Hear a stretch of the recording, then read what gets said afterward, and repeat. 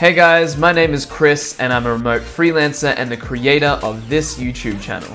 Over the last year of my life, I've spent more than 10 months living and traveling here in Thailand, and let me tell you, this country is amazing for living a remote work lifestyle. You've got amazing weather, beautiful landscapes, friendly locals, and the internet speeds. Oh my god, you may not have thought it, but Thailand has better internet than even back home in Australia. Over the last year, I've made it my mission to explore this country and find the absolute best destinations for digital nomads in Thailand. This is Thailand for Digital Nomads, my top 6 destinations.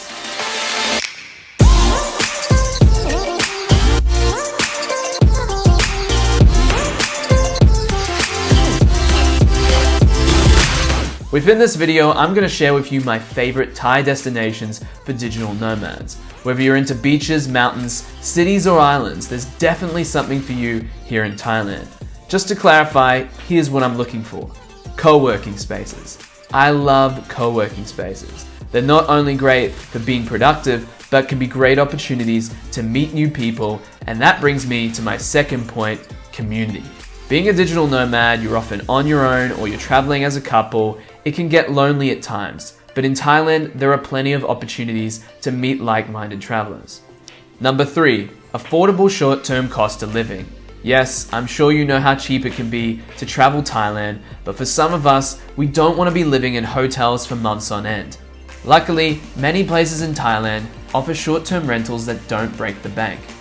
So, with all of that out of the way, let's get into my top 6 Thai destinations. First up, Chiang Mai. The capital of the north, Chiang Mai is seen by many to be the digital nomad capital of not just Thailand, but the whole world. And after a total of 9 months spent in Chiang Mai, it's obvious why. The city is host to an amazing number of cafes and co-working spaces to work from, hundreds of cheap apartments, and a digital nomad community unlike anywhere else in the world today. It's a lot less touristy than the other destinations in Thailand and offers incredible value for money, allowing travelers a unique opportunity to live like a local or like a Westerner. It's up to you. And when you're done with work, you can ride into the mountains and check out the incredible scenery that northern Thailand has to offer. A weekend trip I highly recommend is going to the nearby village of Pai, a windy 3-hour drive into the mountains. Pai is an incredible place to relax and be surrounded by nature. Whether you want to go swimming in waterfalls or drinking at a psychedelic bar, Pai has everything you need for an amazing weekend. Back in Chiang Mai, you'll find weekly meetups, temples, and markets galore. If you're looking for an East meets West lifestyle at a very low budget, Chiang Mai is your city. To learn all the ins and outs of Chiang Mai as a digital nomad, I'll link up my full hour-long video guide in the description below. Next on my list is Bangkok. Not exactly one of my favorites in Thailand, but as the largest city and hub of Thailand, you'll find an amazing selection of co-working spaces and city amenities in Bangkok. Just like Chiang Mai, you've got plenty of accommodation options, but Bangkok is a little harder to get around in. It's massive, and the traffic can be absolutely horrible at times. My girlfriend and I spent just over a week in Bangkok, but you'll probably need at least a month to really get to know the city. Bangkok is also a great gateway into other parts of Thailand and the world, with nearby cities Pattaya and Hua Hin only a short drive away, and 2 airports connecting you to the islands and basically everywhere else in the world. Next up is Koh Lanta. If you've had enough of the hectic city vibe, you're going to love Koh Lanta. It's often overlooked by tourists, but for digital nomads, you've got the amazing Koh Hub co-working space only a few minutes walk from the beach.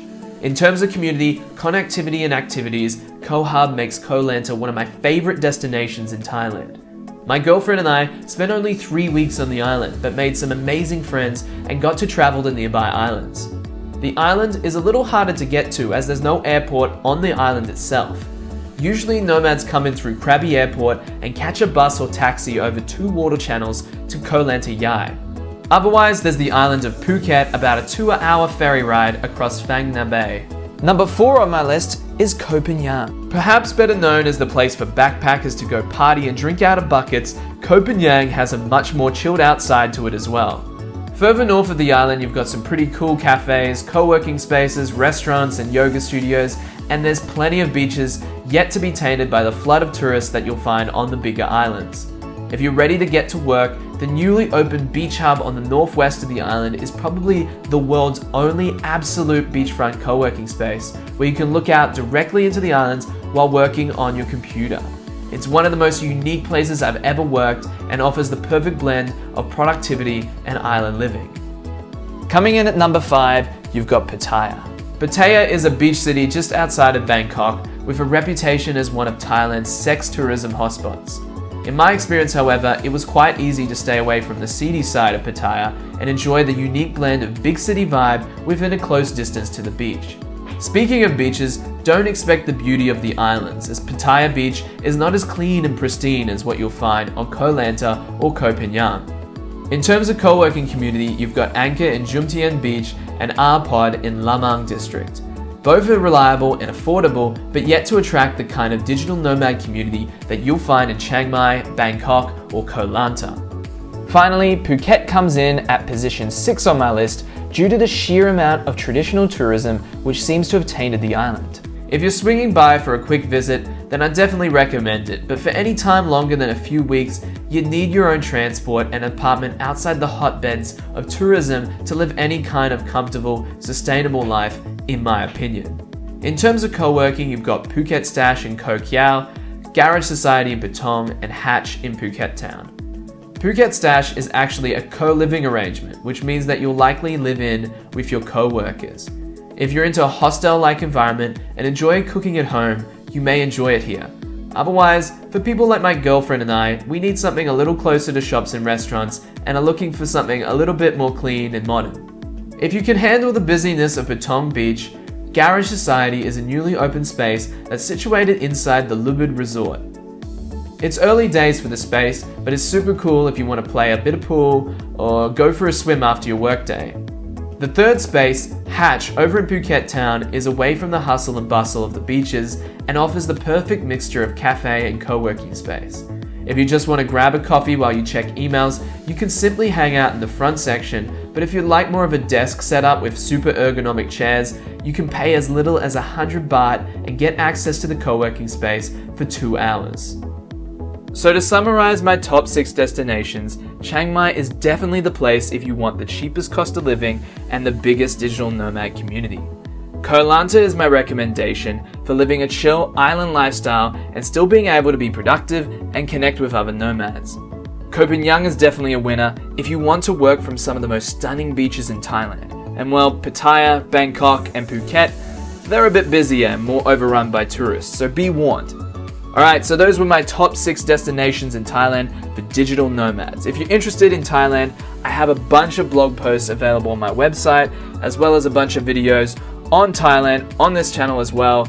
Just head to christhefreelancer.com/Thailand to find my complete list in which I go into so much more detail. Just a quick disclaimer, co-working spaces are constantly closing down and new ones are opening all the time, so double check that the spaces mentioned in this video are still open if you're watching this well into the future. Thanks for watching, guys. Making videos about the digital nomad lifestyle is what I do, so be sure to hit subscribe if you're new to the channel and give this video a thumbs up if you want to see more videos. Thanks again, and I'll see you on the next one.